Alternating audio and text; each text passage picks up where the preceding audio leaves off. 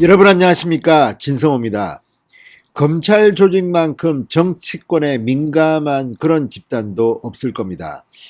자, 정권이 바뀔 때마다 검찰은 이 팔색조처럼 변화했습니다.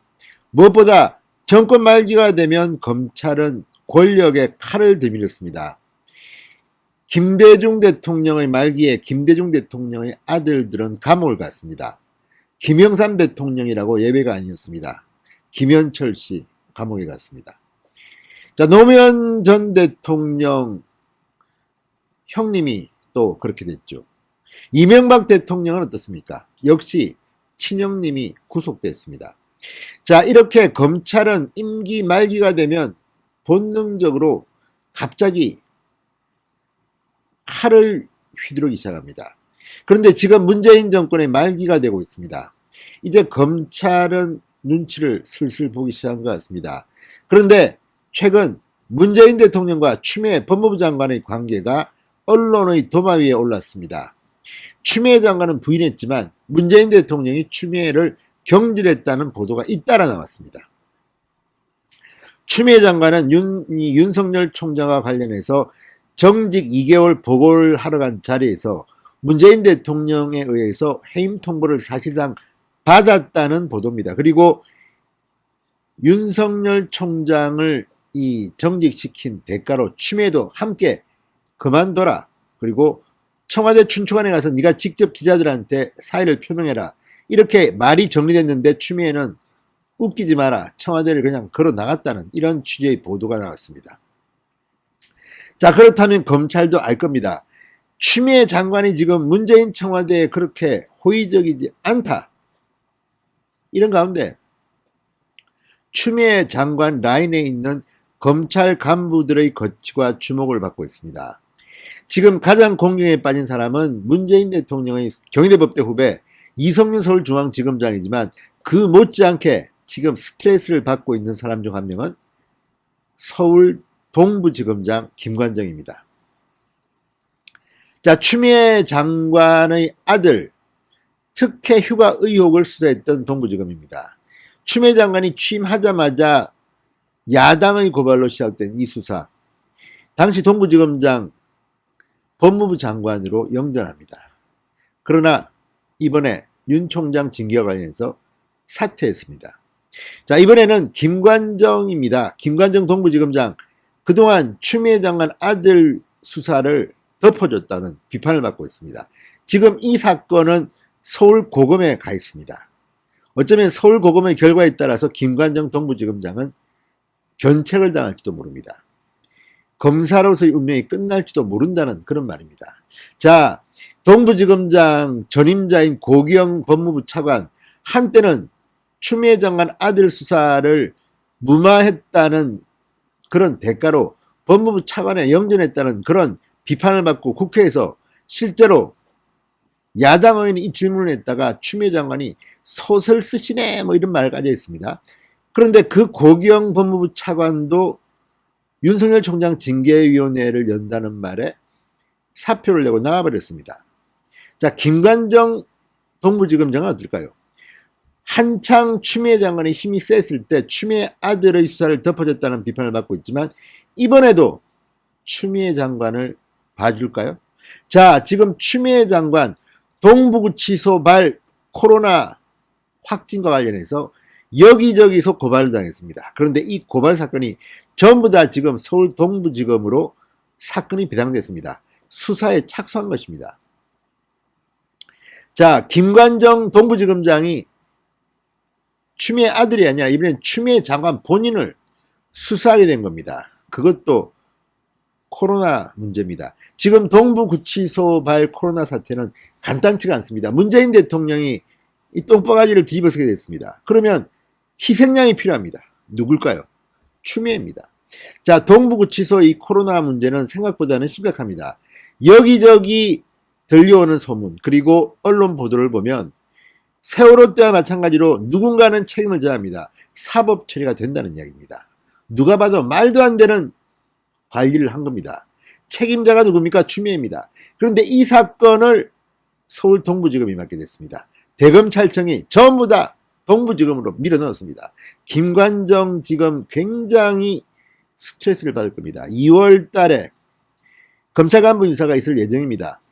물론 살아남을 수도 있고 잘릴 수도 있고 어떻게 될지 모릅니다. 박범계 차기 법무부 장관 후보자는 추미애 장관과는 결이 조금 다른 것 같습니다. 자, 이제 김관정의 고민이 깊어갑니다. 김관정도 지금 분위기로서는 추미애를 배신하고 추미애를 강하게 수사할 수 있습니다. 왜냐? 이제 추미애는 장관이 아닙니다. 이 수사가 한참 무렵에는 민간인 신분입니다. 서울시장이 될까요? 그럴 것 같지도 않습니다. 그러면 국회의원도 아니고 장관도 아니고 민간인 추미애, 장관 때 네가 했던 일을 알렸다, 뭐 이렇게 할 수도 있죠. 자, 추미애 이제 계속 배반의 계절이 온 것 같습니다. 진성호의 융단 폭격 시작합니다. 추미애 법무부 장관을 융단 폭격합니다. 방송에 앞서 아직 진성호 방송에 구독자가 아니신 분들은 붉은색 구독 버튼 눌러주십시오. 더 좋은 방송으로 보답하겠습니다. 자, 서울 동부구치소 신종 코로나 바이러스 감염증 집단 감염 사태와 관련해서 업무상 과실 등의 혐의로 고발된 추미애 사건을 서울 동부지검이 수사하기로 했습니다. 자, 그런데 이 동부지검의 지검장 김관정은 대표적인 추미애 라인으로 불립니다. 자, 대검은 국민의힘이 지난 6일 추미애 장관을 업무상 과실, 중과실치사상, 직무유기 등의 혐의로 고발한 사건을 오늘 동부지검으로 이첩했습니다. 앞서 6일에도 대검찰청은 국민주권행동 등 시민단체가 추미애 장관을 동부구치소 사태를 이유로 직무유기, 직권남용, 업무상 과실, 중과실치사상 혐의로 고발한 사건을 동부지검으로 배당한 바 있습니다. 그러니까 이제 시민단체 야당의 고발 사건이 전부 다 동부지검으로 온 겁니다. 김관정 지검장이 이 사건을 지휘합니다. 자, 추미애 장관 교정시설 내의 이 감염 사태에 대해서 제대로 된 방역 의무를 이행하지 않았다. 이런 혐의와 관련된 수사는 전부 다 동부지검으로 몰리게 됐습니다. 김관정의 머릿속이 지금 굉장히 복잡할 것 같습니다. 그러나 지금 하나둘씩 추미애를 배반하기 시작했습니다. 추미애 장관 초기에 무리하게 지명했던 뉴욕 법무부 감찰관도 이미 추미애를 배반한 지 오래입니다. 이외에도 굉장히 많은 승진자들이 추미애가 영전시키고 승진시키던 사람들이 지난 검단 때 추미애로부터 등을 돌렸습니다. 이걸 모를 리 없는 차기 법무부 장관 후보자 박범계가 이번 검찰 인사를 함부로 하겠습니까? 문재인 대통령은 지침을 줬다는 거 아닙니까? 검찰과 안정적으로 협조하라. 추미애는 그걸 못했다는 겁니다.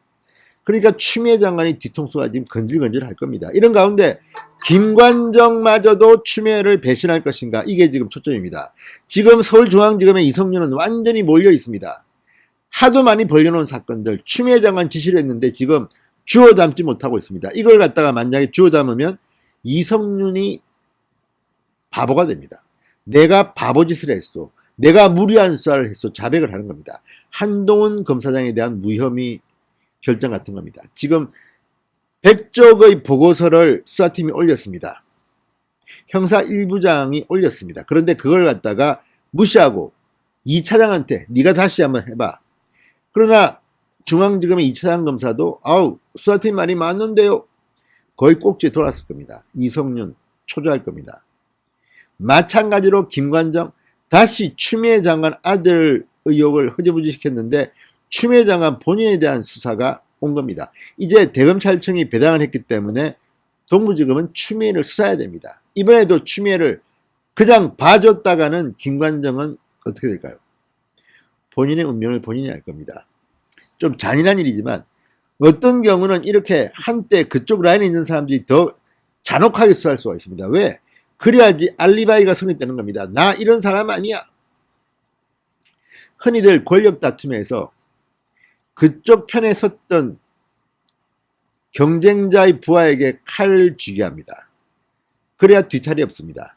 자, 김관정이 추미애를 찌르는 칼을 잡을 것인가? 문제는 추미애 장관이 이번 고발 사건에서는 빠져나가기 힘들 것이라는 겁니다. 세월호의 선례가 있습니다. 자, 문재인 정권은 박근혜 정권의 적폐 사건을 수사한다면서 너무나 많은 일을 저질렀습니다.